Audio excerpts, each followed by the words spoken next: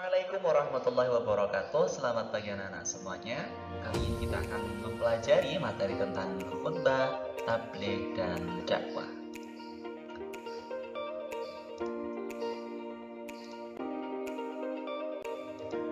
Tujuan pembelajaran kita kali ini, kita akan mencapai satu tujuan pembelajaran. Yang pertama, kita akan menganalisis ketentuan tentang khutbah, tabligh, dan dakwah. Jadi nanti dakwah itu apa, pengertiannya apa, ketentuannya apa. Terus kemudian yang kedua, kita akan mempelajari tentang apa, mengidentifikasi tentang khutbah, tabligh, dan dakwah. Terus yang ketiga, nanti kita akan memperagakan tentang khutbah, tabligh, dan dakwah. Jadi nanti kalian akan disuruh untuk membuat satu video tentang khutbah atau tabligh atau dakwah.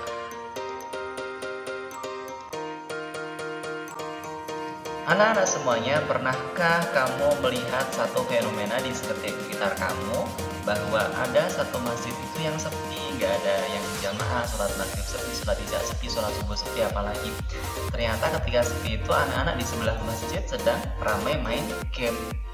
Wah, itu kan nggak bener tuh. Walaupun nggak dosa, tapi kan nggak bener. Terus kemudian, pernahkah kamu melihat satu fenomena di mana orang itu ternyata lebih senang kuliah daripada mengaji? Kalau kuliah semangat, tapi kalau ngaji nggak semangat. Itu sekarang kan banyak. Terus pernahkah kamu melihat satu fenomena bahwa orang itu lebih senang mengejar karir daripada akhirat? Nah, fenomena-fenomena ini sebenarnya fenomena yang perlu kita luruskan, begitu. Tidak salah, tapi perlu kita luruskan. Nah, maka dari itu, apa yang harus kita lakukan? Tahukah kamu bahwa kita itu di dalam Al-Quran disebut sebagai ummatan khairu ummah, sebagai umat yang terbaik. Tugasnya umat terbaik itu apa? Tugasnya umat terbaik itu adalah untuk mengajak orang lain berbuat kebaikan dan mencegah orang lain untuk berbuat agar tidak berbuat yang mungkar, serta mengajak orang lain untuk beriman kepada Allah. Ini disebutkan dalam Quran surat Al-Imran ayat 110. Nah, anak-anak sekalian, bahwa ayat ini menegaskan tentang perintah bagi kita semuanya untuk melakukan dakwah.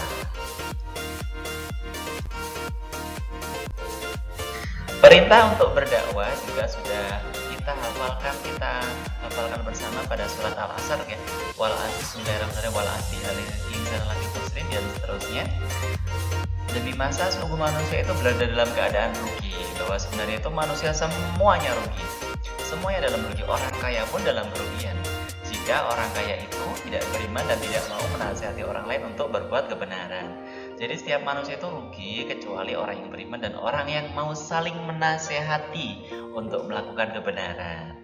Jadi meskipun dia kaya, tapi kalau nggak mau ngajakin orang lain untuk berbuat kebenaran, juga dia termasuk orang yang rugi. Jadi biar nggak rugi, caranya gimana? Yang pertama, kita harus beriman, dan yang kedua, kita harus mau menasehati orang lain untuk berbuat kebenaran. Caranya bagaimana? Yaitu dengan cara khutbah, tabligh, atau dakwah.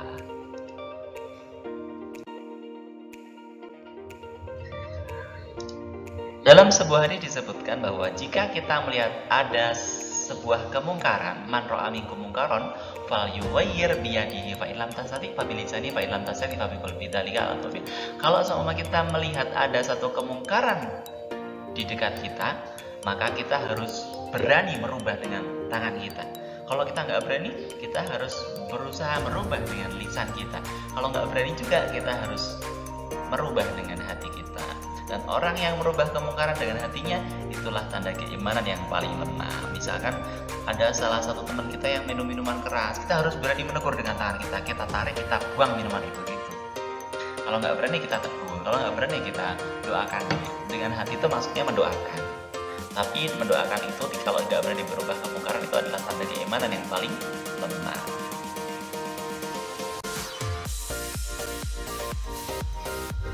Apa pengertian dakwah, tabligh, dan khutbah? Kan ada 3 pengertian: dakwah, ada tabligh, ada khutbah. Tiga-tiganya sama, adalah untuk orang berbicara di depan orang banyak. Apa bedanya? Kalau dakwah itu semuanya termasuk di dalam dakwah. Kalau tabligh itu adalah bagian dari dakwah, khutbah juga bagian dari dakwah. Jadi dakwah itu meliputi tabligh dan khutbah, dan tabligh itu adalah bagian dari dakwah. Tapi secara umum semuanya namanya dakwah, begitu. Yang pertama adalah khutbah. Apa itu khutbah? Khutbah itu berasal dari kata bahasa Arab khotoba yakhtubu khutbatan. Khutbah itu artinya itu berbicara atau memberi nasihat. Tapi kalau secara istilah di sini, khutbah di sini itu artinya itu adalah orang yang sedang berceramah. Orang yang sedang berceramah kepada sejumlah jamaah dengan syarat dan rukun tertentu. Harus ada syarat dan rukunnya biar bisa disebut khutbah.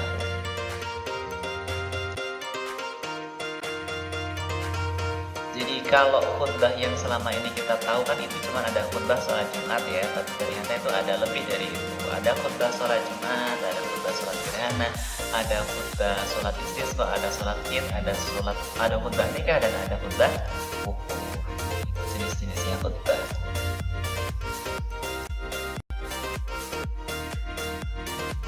Terus khutbah itu juga harus ada syaratnya. Syaratnya apa? Yang pertama itu harus masuk waktu zuhur. Jadi kalau dilaksanakan waktu asar itu tidak dinamakan khutbah. Terus khotib hendaknya, ini syarat khutbah Jumat.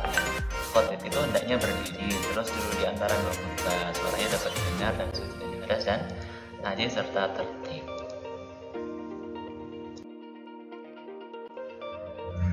Nah sekarang rukun khutbah. Kalau yang sering ikut Jumatan harusnya tahu ini. Yang pertama itu harus membaca hamdalah. Jadi kalau khotibnya bilang alhamdulillah, alhamdulillahilladzi nahmaduhu wa nasta'inuhu wa nastaghfiruh. Nah, itu membaca hamdalah. Terus kemudian membaca syahadat. Asyhadu an la ilaha illallah wahdahu la syarikalah wa asyhadu anna sayyidana Muhammadan abduhu wa rasuluh.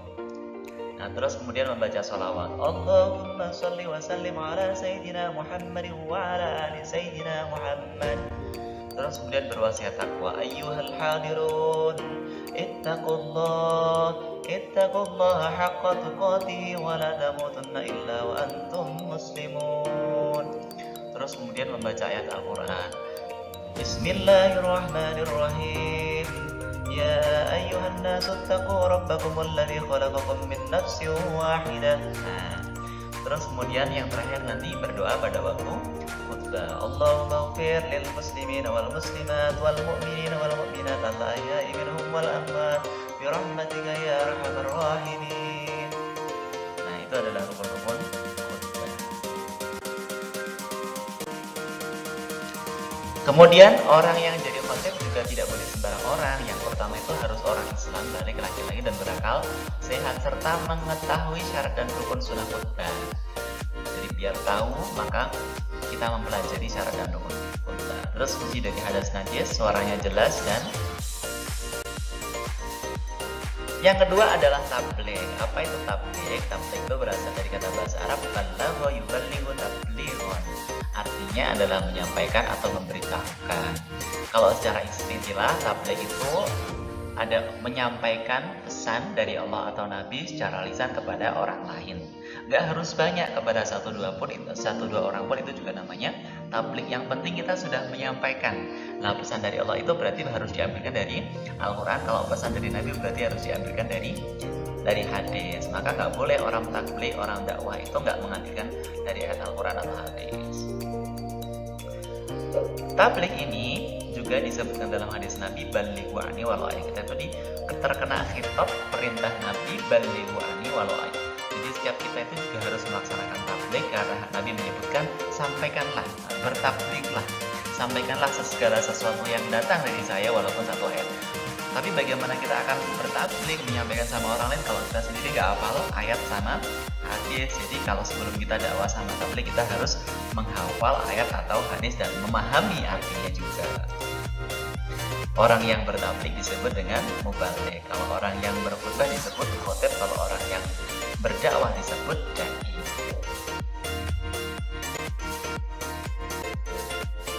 Etika bertabligh. Bertabligh itu nggak boleh bersembarangan, jadi harus ada etikanya. Jadi orang bertabligh itu harus bersikap lemah lembut, biar orangnya itu nggak lari. Karena dalam Al-Quran disebutkan walau kunta faddan ghalidul qalbi lan faddu min haulik. Jadi kalau seumpama kita berkeras hati dengan orang-orang yang kita ajaki untuk beriman, maka orang itu pasti akan berpaling dan berlari dari kita. Terus menggunakan bahasa yang mudah, menggunakan musyawarah. Terus kemudian harus berisi pesan Al-Quran dan hadis seperti tadi saya jelaskan, dan tidak menghasut dan tidak memprovokasi. Memprovokasi itu artinya menjelek-jelekan orang. Misalkan sudah pakai Al-Quran, sudah benar gitu, tapi ayat Al-Quran dan hadisnya itu dipakai untuk menjelekkan orang lain gitu. Misalkan gini,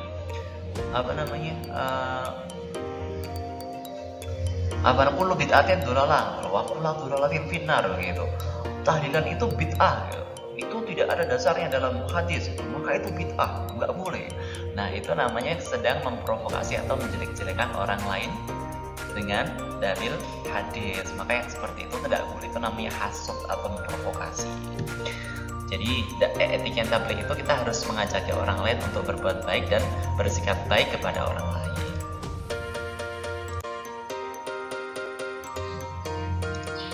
Yang ketiga adalah dakwah. Apa itu dakwah? Dakwah itu berasal dari kata bahasa Arab da'ayat dakwatan. Artinya itu mengajak, memanggil atau menyeru. Kalau secara istilah, dakwah itu kita mengajak orang lain untuk beriman kepada Allah. Jadi tujuan berdakwah yang paling utama itu adalah untuk mengajak beriman, bukan untuk yang lain. Kalau misalkan orang, ayo ikut aku berjualan MLM, itu namanya bukan dakwah ya, itu cuma ngajak orang. Itu cari orang namanya, bukan berdakwah. Kalau ngajak orang lain, kita harus tujuannya harus untuk beriman kepada Allah. Kita boleh ngajakin orang ke pesantren asalkan tujuannya agar orang lain mau beriman kepada Allah. Kita boleh ngajakin orang sekolah, seperti yang saya lakukan itu adalah untuk mengajak orang lain beriman kepada Allah. Dalilnya mana? Wa taqun minkum ummatan yad'una ilal khairi wa ya'muruna bil ma'ruf. Jadilah kamu adalah orang yang berdakwah. Berdakwahnya bagaimana? Kepada kebaikan dan menyuruh kepada dan mencegah kepada kemungkaran. Kalau kita sudah bisa mengajaki orang untuk berbuat baik dan mencegah pada yang mungkar, maka kita disebutkan wa ulaika humul muflihun. Kita adalah termasuk orang-orang yang beruntung.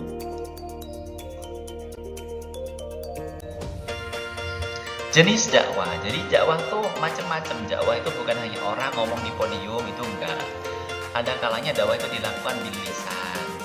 Lisan itu seperti khutbah, ceramah, tabligh, seperti orang mengajar, itu bil lisan. Terus ada juga dengan hal, dengan contoh, nanti saya contohkan ya.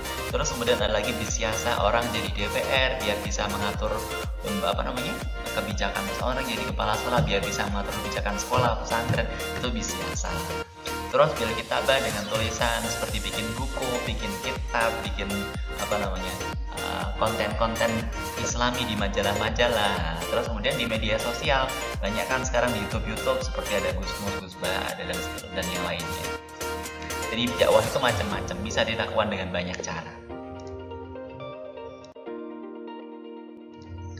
Prinsip dakwah, kita nggak boleh sembarangan ngajakin orang untuk beriman sama Tuhan. Harus memegang prinsip yang jelas. Prinsipnya apa? Prinsipnya adalah ut'u ila sabili rabbika bil hikmah. Terus wal mau'izatil hasanah, terus wajadilhum billati hiya ahsan. Jadi dakwah itu dilakukan dengan 3 cara.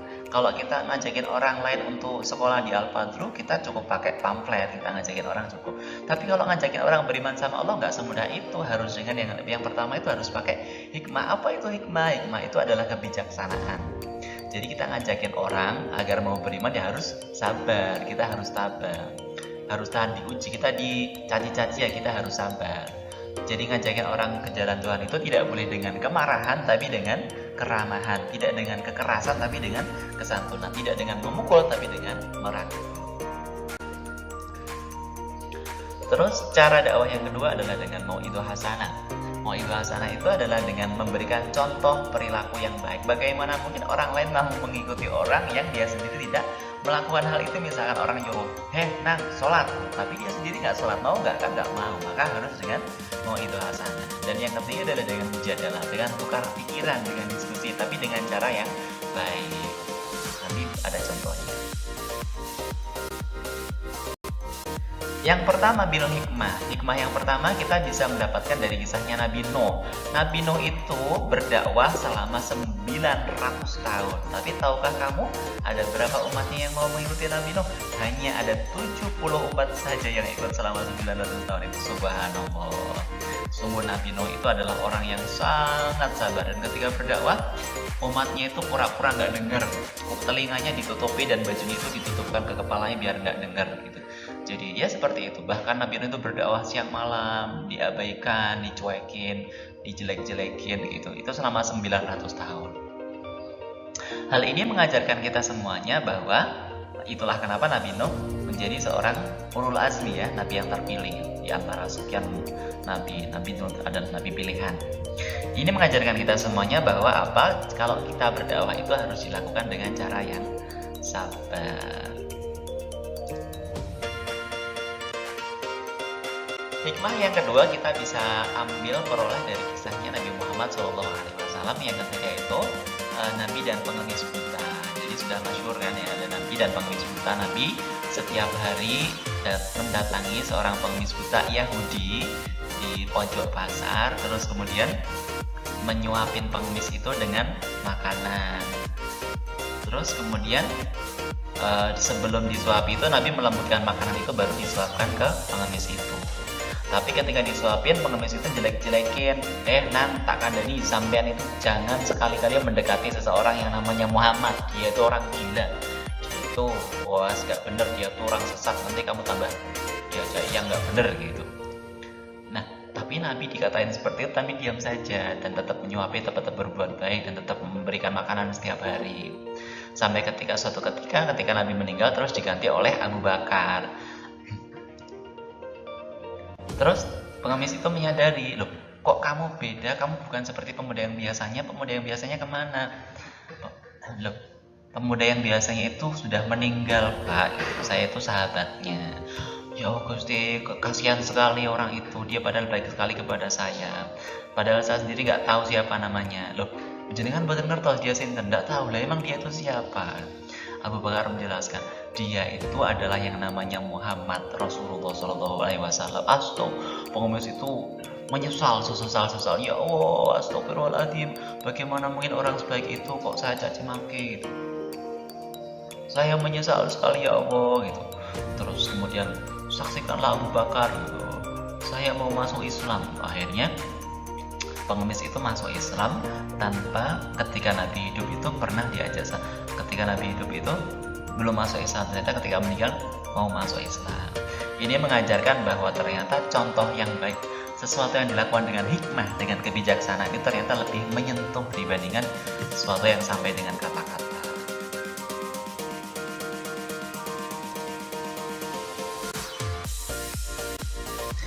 Cara yang kedua adalah dilakukan dengan mau'idhah hasanah. Mau'idhah hasanah itu adalah memberikan suri teladan yang baik. Semisal begini, ada seorang ayah yang sering nyuruh-nyuruh anaknya sholat tapi dia nggak mau sholat. Kira-kira mau nggak anaknya? Pasti nggak mau. Terus ada atasan yang nyuruh bawahnya bekerja tapi dia sendiri nggak bekerja. Mau nggak bawahnya? Pasti nggak mau gitu. Jadi orang itu lebih senang menerima contoh daripada perintah. Jadi dicontohin seperti ini, yuk bareng-bareng yuk. Nanti dia pasti akan mau. Jadi para kiai sebelum memberikan nasihat, dia itu sudah, kenapa para kiai itu lebih banyak dipatuhi sama orang-orang? Karena sebelum Pak Kiai memberikan nasihat, memberikan petuah-petuah, Pak Kiai itu terlebih dahulu sudah melaksanakan semua nasihat yang diberikannya itu. Itulah kenapa banyak orang lebih mudah nurut sama kiai begitu. Jadi itu adalah salah satu contoh mau'idhah hasanah. Sebelum Pak Yai nyuruh sholat, dia sudah sholat. Sebelum Pak Yai nyuruh sholat malam, dia sudah sholat malam. Sudah nyuruh sedekah, beliau sudah sedekah. Seperti ini dalam gambaran dan Pak Yai Maimun gitu. Terus cara yang ketiga adalah dengan mujadalah atau dengan beradu argumentasi. Ini kita bisa ambil cerita dari Nabi Muhammad yang ketika itu berdebat dengan orang Quraisy tentang jumlah Tuhan. Ada orang Quraisy datang sama Kanjeng Nabi, ya Nabi, bagian kalau Tuhan cuma satu apa nggak repot, nanti yang ngurusin ini siapa,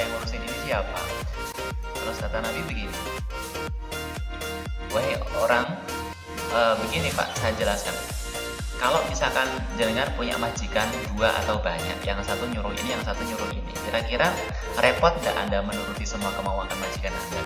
Wah ya pasti repot, maunya macam-macam, terus banyak juga majikannya, yang satu nyuruh ini pada waktu yang sama. Nah begitu juga kalau orang punya dua Tuhan, pasti juga akan repot. Oh gitu, kalau begitu ya sudah, kalau begitu Tuhan satu saja ya. Oh ya sudah, satu aja gitu.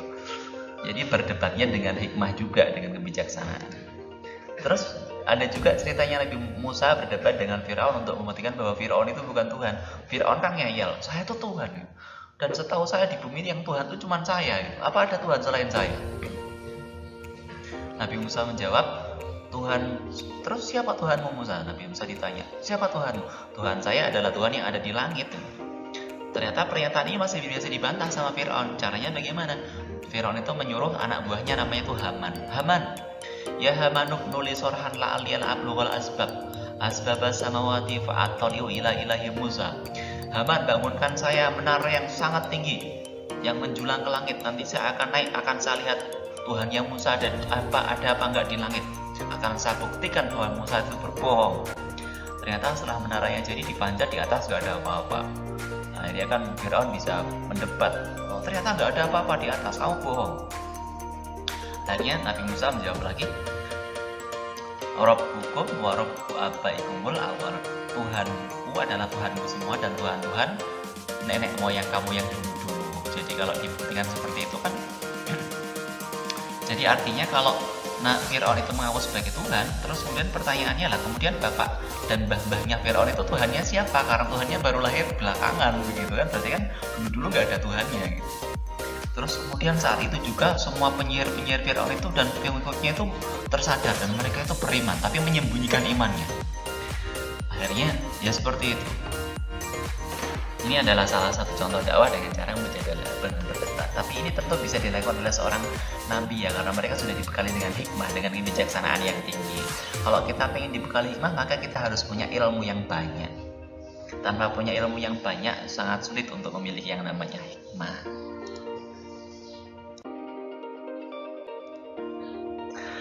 Marilah anak-anak sekalian, kita bersama-sama mulai belajar untuk berdakwah. Karena kita semua punya tanggung jawab untuk berdakwah. Kenapa kita harus berdakwah? Agar kita menjadi umat terbaik. Karena kita sendiri juga adalah umat terbaik, maka kita harus berdakwah. Dan yang kedua, kenapa kita berdakwah? Agar kita menjadi orang yang beruntung. Beruntung tidak hanya di dunia, tapi juga beruntung di akhirat. Amin Allahumma amin.